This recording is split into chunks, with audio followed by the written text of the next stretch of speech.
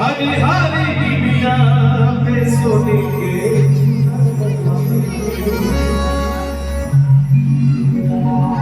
भोरे भोरे भैया मेला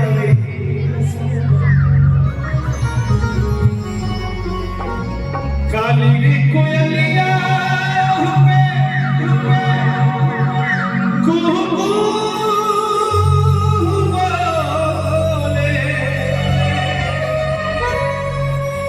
शीतली पवनवा डोलत लागे झूला झूले मोरी मैया। और ये कमल मोबाइल सेंटर से हमारे गोलू भाई उपस्थित है, आपका भी स्वागत है। झूला झूले मोरी मैया निमन लागे झूला झूले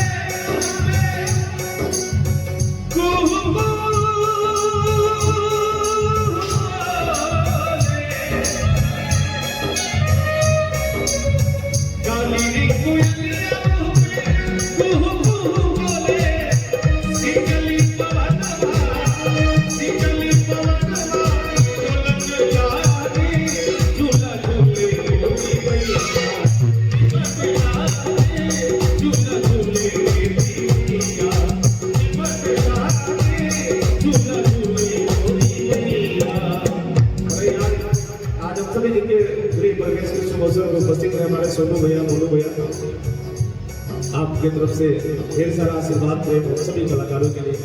महारानी की कृपा आपके पूरे परिवार पर ऐसे ही बने रहे।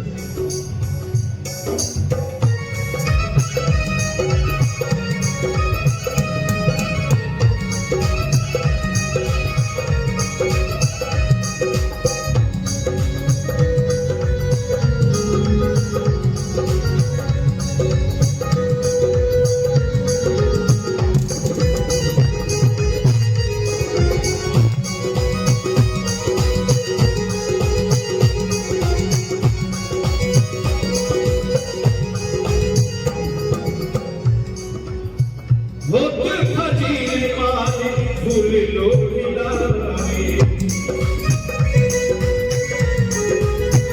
माई के पुजारी माई के पचरा सुनावे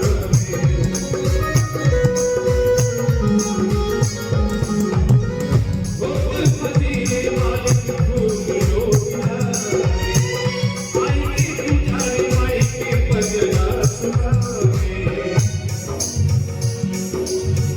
हिया रात